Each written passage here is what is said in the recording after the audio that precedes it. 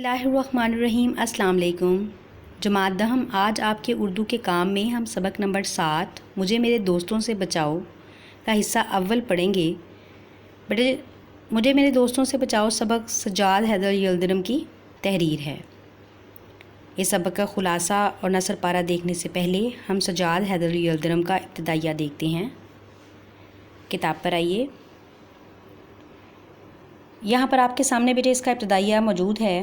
Sajjad Haider Yildirim 1880 عیسوی میں پیدا ہوئے اور 1943 عیسوی میں آپ نے وفات پائی۔ سجاد حیدر یلدرم کے جد امجد وسط ایشیا سے ہندوستان آئے۔ 1857 کی جنگ آزادی میں حصہ لینے کی پاداش میں ان سے جاگیریں چھین لی گئیں اور وہ ملازمت کی طرف آ گئے۔ بیٹی جو سبق سجاد حیدر یلدرم ہے، اس کا ابتدائیہ میں نے آپ کے سامنے حاشیے کی صورت میں پیش کر دیا ہے۔ آپ اس سبق کے حاشیے کو اچھے طریقے سے تیار کرو گے تاکہ آپ کے مختصر سوالات اور آپ کے قصیر انتخابی تیار ہو جائیں۔ اس سبق کا ابتدائیہ کرنے کے بعد میں آپ کے سامنے اس سبق کے تدریسی مقاصد پڑھتی ہوں۔ تدریسی مقاصد دیکھیے، نمبر 1 کہتے ہیں معاشرے میں مختلف افراد کے غلط رویوں کی نشاندہی کرنا۔ یعنی یہ جو سبق مجھے میرے دوستوں سے بچاؤ ہے، یہ افراد کے جو معاشرے میں رہتے ہیں ان کے غلط رویوں کی نشاندہی میں فرق سکھائے گا۔ نمبر 2 کہتے ہیں دوستی کے مثبت اور منفی پہلوؤں سے اجاگر کرنا۔ نمبر 3 وقت دولت ہے، اس کی قدر و قیمت سے واقفیت دلانا۔ نمبر 4 یلدرم کے زبان و بیان سے متعارف کروانا۔ نمبر 5 طلباء کو جملہ اسمیہ اور جملہ فعلیہ کی ترکیبیں نحوی میں ڈالنے کی تربیت دینا۔ ٹھیک ہے بیٹے، یہ سبق جو ہے وہ شعر سے شروع ہو رہا ہے۔ کہتے ہیں اور کوئی طلب ابنائے زمانہ سے نہیں، مجھ پہ احسان جو نہ کرتے تو یہ احسان ہوتا۔ بیٹے اس سبق کا مختصر خلاصہ جو ہے وہ میں آپ کے سامنے بیان کروں گی۔ یہ سبق جو ہے وہ ایک لمبی کہانی ہے جس میں دوستوں کے بارے میں ذکر کیا گیا ہے۔ بیٹے سجاد حیدر یلدرم کا شمار اردو کے اولین افسانہ نگاروں میں ہوتا ہے۔ افسانہ مجھے میرے دوستوں سے بچاؤ میں بھی انہوں نے دوستی کے منفی پہلوؤں کو اجاگر کیا ہے۔ اگرچہ دوستی ایک حسین اور مقدس رشتہ ہے، لیکن بعض دوستوں کے غلط رویے دوستی جیسے خوبصورت رشتے پر منفی اثرات مرتب کرتے ہیں۔ جنوں یہ سبق آگے جاتا جائے گا، اس کا خلاصہ بھی اگلے پہلو اختیار کرتا جائے گا۔ آگے دیکھیں، کہتے ہیں مصنف کہتا ہے کہ ایک دن دلی کے چاندنی چوک میں ایک فقیر اپنی غریب الوطنی اور دوست نہ ہونے کی شکایت کرتے ہوئے نظر آیا۔ بظاہر وہ موٹا تازہ اور ایک حد تک خوبصورت شخص تھا، مگر بدمعاشی نے اس کی صورت مسخ کر دی تھی، یعنی تبدیل کر دی تھی، اور وہ حسرت سے کہتا تھا کہ میرا کوئی دوست نہیں۔ میں حسرت سے کہتا ہوں میرے اتنے دوست ہیں۔ میں نے سوچا کہ فقیر کا کوئی دوست نہیں جو میرے دوستوں کی طرح اسے دن بھر میں 5 منٹ بھی فرصت نہیں ہے۔ پھر آگے یہ کہانی آپ کو دوستوں کا ذکر کرتے ہوئے بتائی۔ کہتے ہیں اب وہ مصنف کیا کہتا ہے میں دوستوں کو برا نہیں کہتا، وہ میرے خیر طلب ہیں، وہ مجھے فائدہ پہنچانا چاہتے ہیں، مگر مجھے نقصان ہو جاتا ہے۔ میں یہ کہے بغیر نہیں رہ سکتا کہ آج تک میرے سامنے کوئی یہ ثابت نہ کر سکا کہ احباب کے دائرے کو وسیع کرنے سے کیا فائدہ ہوگا۔ میں تو یہاں تک کہتا ہوں کہ اگر دنیا میں کچھ کام کرنا ہے تو باتوں میں عمر گزارنی نہیں ہے۔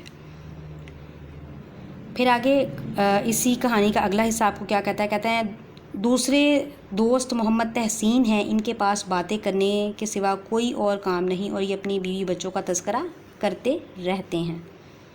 پھر اس کے بعد کہتے ہیں اسی طرح میرے مقدمے باز دوست ہیں جنہیں جھگڑے اور مخالفین کی برائیاں کرنے کے علاوہ کسی کام کی فرصت نہیں ہے، اور وہ اسی طریقے سے اپنا تعارف کرواتے ہیں اور آتے جاتے اپنی کہانی کو بیان کرتے ہیں۔ پھر آگے شاکر صاحب کا ذکر ہے۔ کہتے ہیں شاکر صاحب کی کوٹھی میں جو میرے لیے کمرہ تیار کیا گیا، اس کی کھڑکی کے پائیں باغ کی طرف کھلتی تھی اور دل فریب منظر پیش کرتی تھی۔ وہاں پر باغ کے مناظر دکھائی دیتے اور آنے جانے والے لوگوں کی خوبصورتی، ان کی باتیں، ان کا آنا جانا جو ہے وہ دل کو مسرور کرتا تھا۔ اگرچہ انہوں نے وہاں لکھنے کے لیے اپنے ذہن اور دل و دماغ کو تیار کر لیا۔ پھر آگے کہتے ہیں میرے کمرے کے قریب شاکر صاحب کے چھوٹے بھائی کا کمرہ تھا۔ انہیں موسیقی سے بہت دلچسپی تھی اور یہ موسیقی مجھے لکھنے میں تکلیف دیتی رہی۔ میں اپنے خیالات کو اکٹھا کرتا जोड़ता, लेकिन फिर भी उस सब के बावजूद भी मैं कुछ लिखने की तरफ तैयार ना हो पाता। और उनके साथ इन तमाम चीज़ों के अलावा मुझे शाकिर साहब के साथ आने जाने, घूमने फिरने में कोई दिलचस्पी अगरचे न थी, लेकिन मुझे इस सब को बर्दाश्त करना पड़ा। यहाँ तक कि नौकर का आना जाना मेरी लिखने की तमाम सोचों को ख़राब करता रहा और उसमें मखल होता रहा। फिर आगे वो क्या कहानी के आखिरी हिस्से में क्या बताते हैं, कहते हैं एक साहब हैं जो मेरी दावत करने का सोचते रहते हैं पर कभी की नहीं है। एक दोस्त हैं जो आते ही सवालात की बौछार कर देते हैं और जब जवाब दिया जाए तो सुनते नहीं हैं। अब वो क्या बताना चाह रहा है मुसन्निफ़ आपको, कहते हैं ये सब मेरे अनायत फरमा और खैर तलब हैं, मगर अपनी तबीयत का क्या करूं। साफ साफ कहता हूं कि इनमें से अगर हर एक से कह सकता हूं कि मुझ पे एहसान जो न करते तो ये एहसान होता।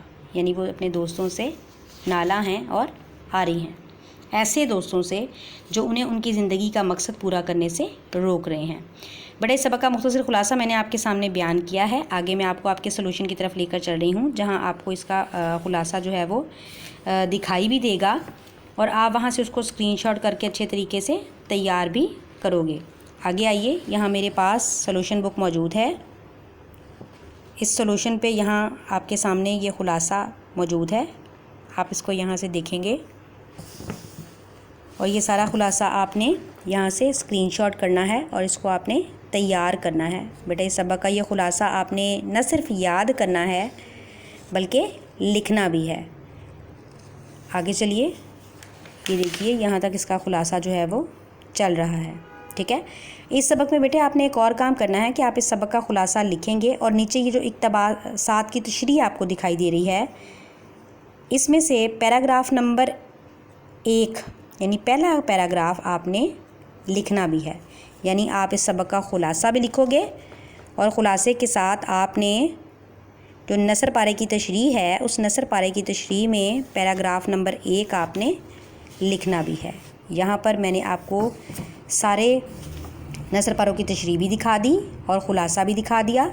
और इस हफ़्ते के काम में आपने ख़ुलासा, इब्तदाइया और ये नसर पारों की तशरीह करनी है। ये आगे आपके कसीरुल इंतखाबी हैं, ये तो सिर्फ याद करने का हिस्सा है। ठीक है बेटे जमात दहम, थैंक यू, अल्लाह हाफिज़।